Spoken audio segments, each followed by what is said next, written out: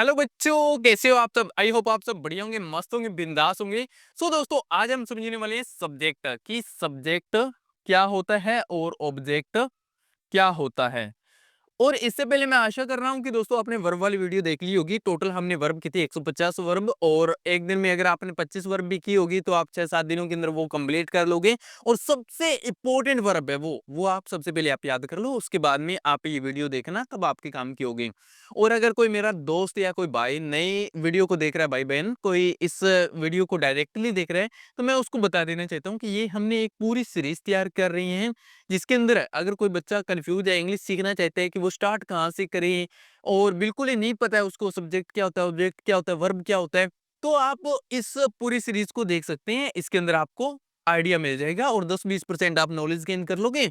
उसके बाद में एडवांस कोर्स कहीं से भी आप देखोगे तो आपको इजीली समझ में आ जाएगा, और एडवांस कोर्स भी इसके बाद में आपको बना दिया जाएगा। सबसे पहले आप बिगिनर यानी कि 10-20% है वो आप सीख लीजिए। तो अब देखो सब्जेक्ट को समझते हैं।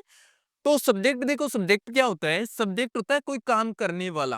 अब काम करने वाला जैसे मैं कहूं कि राम, मैं हिंदी के अंदर जानबूझ के लिख रहा हूं दोस्तों ताकि आपको समझ में आ जाए। क्योंकि पहली बात देखो, आप ज्यादातर समझने वाले कौन होते हैं? समझने वाले वो होते हैं जो हिंदी मीडियम से बिलोंग करते हैं, गांवों से बिलोंग करते हैं। ये लोग इनको हिंदी में पढ़े होते हैं, हिंदी मीडियम के अंदर इंग्लिश का इतना अफोर्ड नहीं कर सकते, इकोनॉमिकल जो कंडीशन होती है वो थोड़ी डाउन होती है। तो इस वजह से मैं हिंदी के अंदर लिख रहा हूँ, इंग्लिश में भी आपको समझाऊंगा। राम खेल खेलता है, पहले आपको समझा दूं, राम खेलता है। तो काम करने वाला क्या होता है? सब्जेक्ट होता है। तो इसमें काम कौन कर रहा है? राम खेलता है। तो खेल कौन रहा है? राम। तो ये क्या हो गया? सब्जेक्ट हो गया। वह नाचता है, वह नाचता है। सब्जेक्ट कौन है इसमें?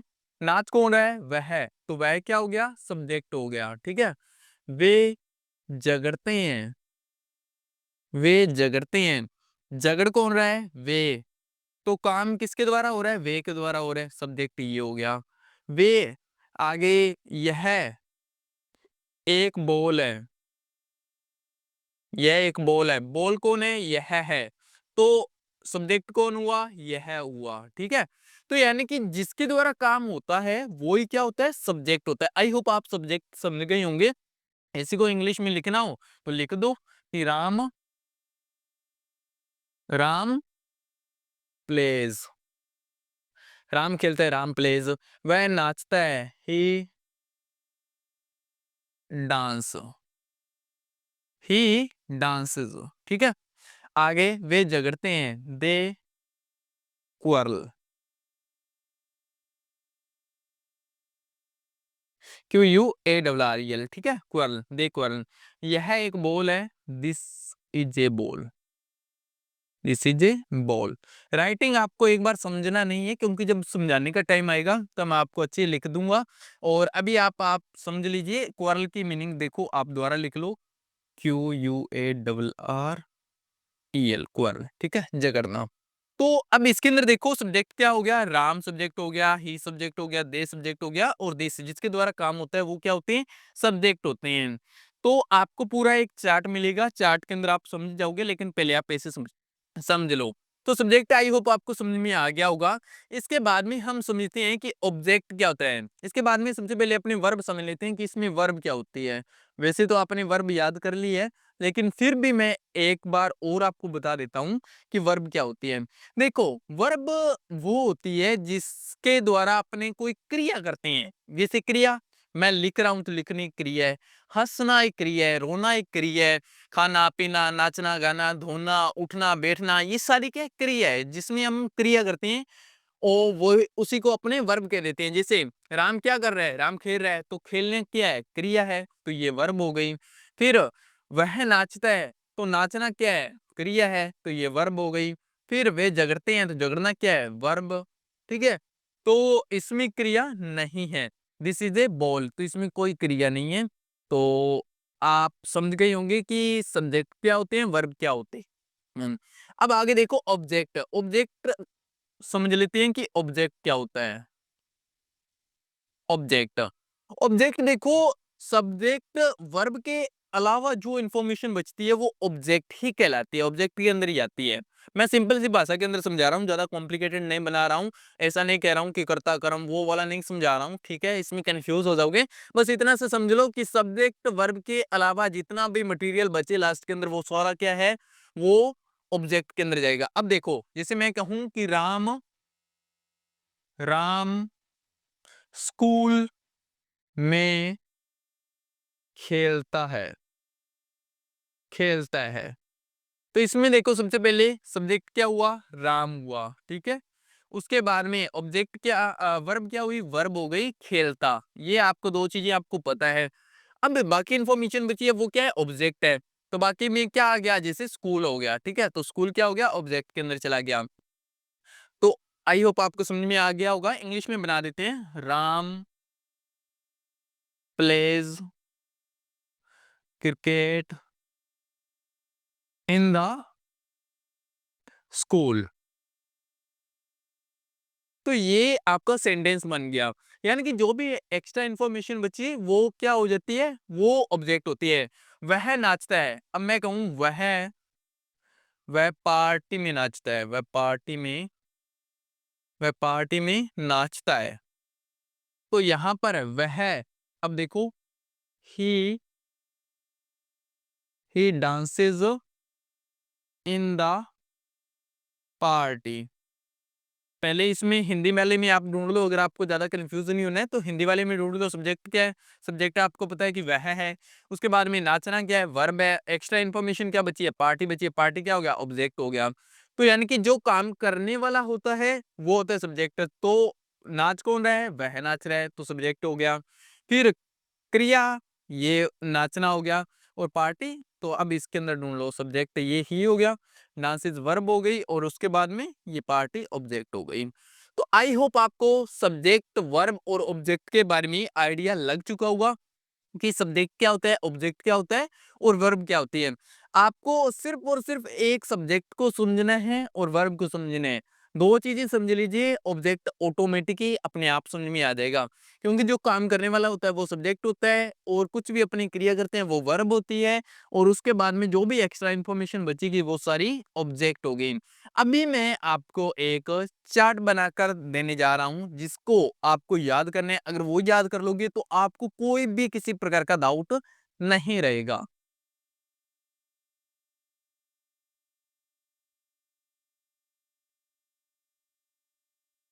सो दोस्तों अभी हम इस चार्ट को समझ लेते हैं। सबसे पहले समझने से पहले इसको पहले लिख लेते हैं, उसके बाद में समझ लेते हैं। देखो सब्जेक्ट के अंदर क्या क्या आ सकते हैं। सब्जेक्ट होते हैं दो प्रकार के, एक होते हैं सिंगुलर, एक होते हैं प्लूरल। मोटा मोटा मैं बता देता हूँ, बाद में लिखकर भी आपको समझा दूंगा।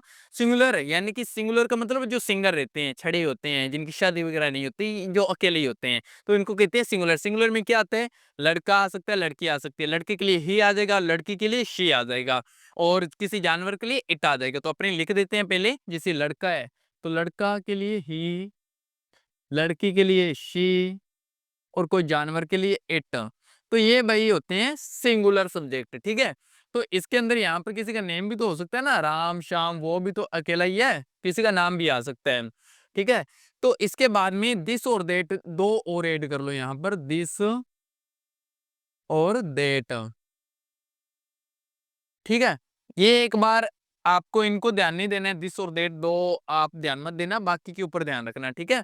अब प्लूरल, प्लूरल यानी कि जो ज्यादा है, जो मिक्स है, जो मिंगल है, ठीक है, जिनकी शादी हो चुकी है तो वो दो होंगे। अगर दो होंगे, एक से ज्यादा होंगे, तो उनको प्लूरल कहेंगे, ठीक है। तो जो ग्रुप के अंदर रहते हैं, जैसे आई, आई दोस्तों अपवाद है। आई होता तो वैसे अकेला ही है, लेकिन इसको प्लूरल के अंदर डाल दिया गया है, इसको अपवाद मान लो, ठीक है। होना सिंगुलर में चाहिए था। ये कभी सिंगुलर में भी हो जाएगा, कभी प्लूरल में भी हो जाएगा, इसका समझ में नहीं पाओगे आप। लेकिन अभी आप प्लूरल के अंदर डाल दो इसको। आई वी, वी का मतलब हम, तो हम भी तो ज्यादा हो गए ना। आई वी, दे, और यू, फिर दीज और दोज। दीज और दोज को आप छोड़ देना, जैसे आपने दिस और दैट को छोड़ा था वैसे दीज दोज को छोड़ देना, बाकी को अपने अभी देखते हैं। अब इसी को देखो, अगर कोई पूछ ले कि ही का ऑब्जेक्टिव केस क्या होता है, तो ही का ऑब्जेक्टिव केस होता है हिम। तो आपको इस तरह से याद रखना है। शी का ऑब्जेक्टिव केस होता है हर। इट का ऑब्जेक्टिव केस होता है इट। नेम नेम डिपेंड करेगा लड़का है या लड़की। अगर लड़की होगी तो लड़की के अकॉर्डिंग अपने यहाँ पर क्या लगाएंगे, लड़की के लिए ही लगाएंगे, और लड़के के लिए सॉरी शी लगाएंगे, और शी के अकॉर्डिंग हर होगा। एक बार ज्यादा मत समझो, जितना लिख रहा हूँ उतना ही समझ लो। नेम को एक बार छोड़ दो, ठीक है। दिस पे इट को भी छोड़ दो, आई पर आ जाओ। आई का होता है मी, फिर वी का आसो, दे का देम, यू का यू, ठीक है। दीज दोज को भी आप छोड़ दो। अब इधर देखो ही का पॉजिटिव केस क्या होगा। ये तो ऑब्जेक्टिव केस था, ये पॉजिटिव केस है। अगर कोई पूछे कि ही का पॉजिटिव केस क्या है, तो ही का पॉजिटिव केस है ही इज, और शी का पॉजिटिव केस है हर ही होगा। ऑब्जेक्टिव केस भी हर होता है और पॉजिटिव केस भी हर ही होता है। फिर इट का इट्स होगा, और बाकी इनको छोड़ दो। फिर आई का माई हो जाएगा, फिर वी का आवर हो जाएगा, और दे का दियर हो जाएगा, यू का योर हो जाएगा। तो ये हो गए। अब इनकी मैं हिंदी लिख देता हूं ताकि आपको समझ में आ जाए। अब ही देखो, ही होता है वह, ही वह होता है, और ये लगता है हमेशा लड़के के लिए, लड़के के लिए, लड़के हेतु, ठीक है। और शी मतलब भी वह होता है, ये लड़की के लिए होता है। जस्ट एक सेकंड रुको दोस्तों, अपने मार्कर में शायद डाल लेते हैं ताकि फिर आपको समझने में ज्यादा बढ़िया आएगा ना।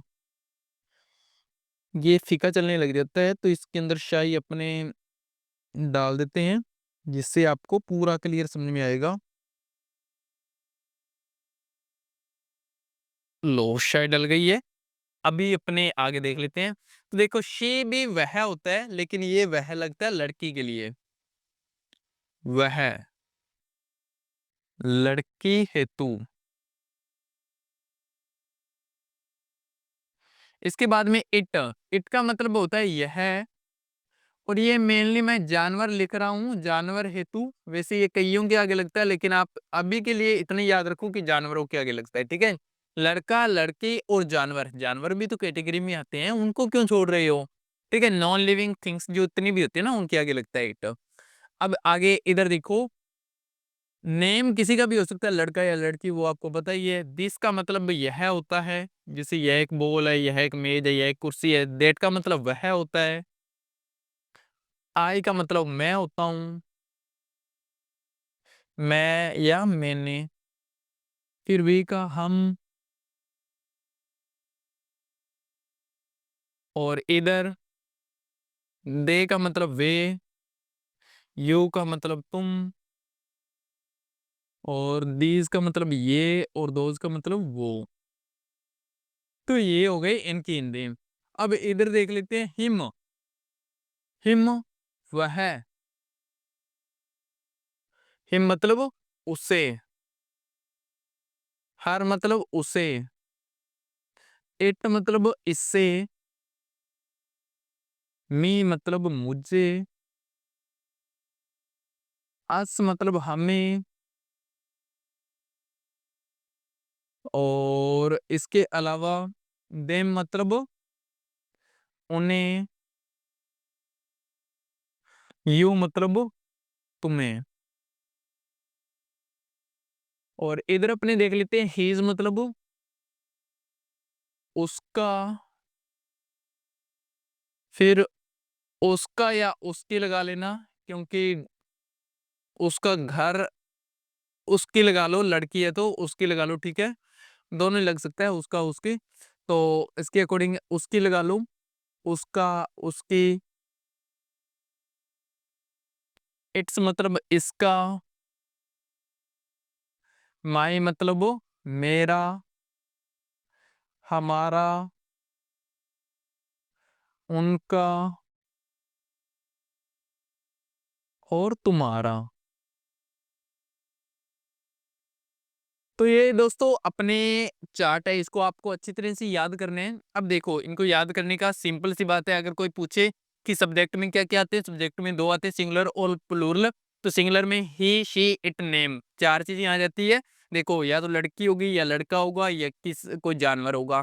तो 3 चीज़ें या आ गई, किसी का नेम हो सकता है। प्लूरल में कौन बचता है? आई, वी, दे, यू।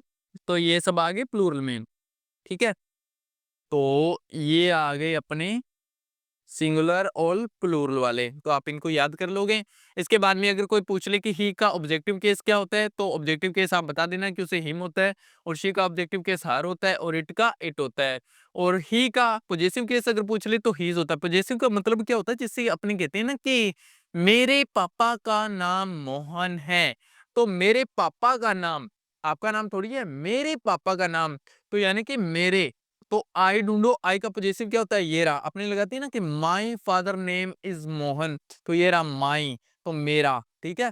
तो इस तरह से अपने जब सेंटेंस बनाएंगे तो ये चार्ट काम आएगा वहां पे, और आपको पूरा पक्का 100% याद होना चाहिए ये चार्ट। तो ये जितनी भी चीजें लिखी है, सब्जेक्ट, ऑब्जेक्ट और पॉजेसिव, ये आप अच्छे से याद कर लेना। तो आप अभी इनका स्क्रीनशॉट ले लीजिए। आई होप आपने इनका स्क्रीनशॉट ले लिया होगा दोस्तों। अभी आपको डिफाइन कर देते हैं और इसको पूरा क्लियर कर देते हैं।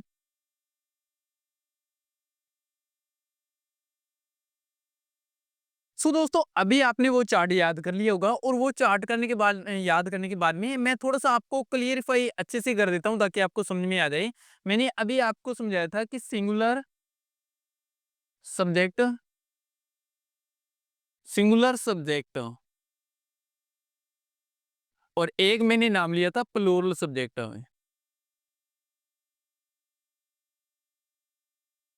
Plural subject. तो ये देखो, सिंगुलर और प्लूरल मैंने दो बताया था। सिंगुलर में मैंने आपको बताया था या तो लड़का होगा, लड़के के लिए अपने ही लगाएंगे, या लड़की होगी, लड़के के लिए शी लगाएंगे, या फिर कोई जानवर होगा तो जानवर को भी तो रखोगे भाई, जानवर को थोड़ी जोड़ोगे। और इसके बाद में या किसी का नेम होगा, तो ये वाले किसके अंदर आएंगे? सिंगुलर में आएंगे। दिस डेट भी लिखाया था, लेकिन आप इनको याद रखो एक बार। और फिर प्लूरल में क्या आएगा? प्लूरल में आई, वी, दे और यू, ये वाले चार, ठीक है, ये वाले आएंगे। तो आप इनको याद रखो। तो आप इनको अच्छे से याद कर लो कि सिंगुलर में क्या, सिंगुलर में कोई ज्यादा बड़ी बात नहीं है, कर लोगे, प्लूरल में भी याद कर लोगे। इसके बाद में कई बार अपने को कह देते हैं कि फर्स्ट पर्सन, सेकंड पर्सन और थर्ड पर्सन, तो अपने उसको भी समझा देते हैं। फर्स्ट पर्सन क्या होता है, सेकंड पर्सन क्या होता है, और थर्ड पर्सन क्या होता है। तो इनको भी समझा देता हूँ दोस्तों, क्योंकि कई बार बच्चे इसमें कंफ्यूज हो जाते हैं। देखो, फर्स्ट पर्सन के अंदर हमेशा कौन से सब्जेक्ट आएंगे? फर्स्ट पर्सन में हमेशा आएंगे आई और वी। फर्स्ट में इनको आई और वी को क्यों रखा गया है? क्योंकि इंसान कितना भी हो, खुद को ही हमेशा ऊंचा समझता है। जैसे मैंने ये काम किया, मैं खेलने गया था, मैं नाचा था, मैं दौड़ने गया था, खुद को ही हमेशा ऊपर रखता है। तो इसीलिए फर्स्ट पर्सन में हमेशा किसको रख दिया? आई को रख दिया। फिर कहोगे वी को क्यों रखा? हम हम के अंदर भी तो मैं ही आ गया ना, हम यानी कि उसमें भी तो मैं ही हो गया। तो दोनों में आई और वी, ये दो सब्जेक्ट को रखा गया है फर्स्ट पर्सन में। सेकंड में कौन होगा? जिसे अपने बात करेंगे, बात किससे करेंगे? तुमसे करेंगे, जो सामने होगा तुमसे, तो यानी कि यू। सेकंड में किसको रखा गया? यू। और थर्ड में किसे रखा गया? थर्ड में जो सिंगुलर है, यानी कि जो अकेले हैं बेचारे, जैसे ही, शी, इट, या किसी का नेम, तो इनको थर्ड पर्सन में रखा गया है। आई होप आप समझ गए होंगे फर्स्ट, सेकंड और थर्ड पर्सन क्या होते हैं। और कई बार ये अपने सेंटेंस बना रहे होते हैं, तब अपने कहते हैं कि ये फॉर्मूला सिंगुलर के थर्ड पर्सन के साथ में लगेगा, ठीक है, ऐसा बोल देते हैं। तो कंफ्यूज नहीं होता है, थर्ड पर्सन कौन है? थर्ड पर्सन ये है, और ये सिंगुलर है तो इनके साथ में लगेगा, ठीक है। और कई बार कह देते हैं कि सेकंड पर्सन के साथ में लगेगा। सेकंड पर्सन कौन है? यू है। और फर्स्ट पर्सन कौन है? आई और वी है। तो आप इनको अच्छे से याद कर लोगे, और स्क्रीनशॉट आप ले लीजिए दोस्तों। तो यही थोड़ा सा बचा हुआ था समझाने के अंदर। अब अपने आगे नेक्स्ट करेंगे दोस्तों टेंस। तो आगे हमारा टॉपिक स्टार्ट होगा टेंस।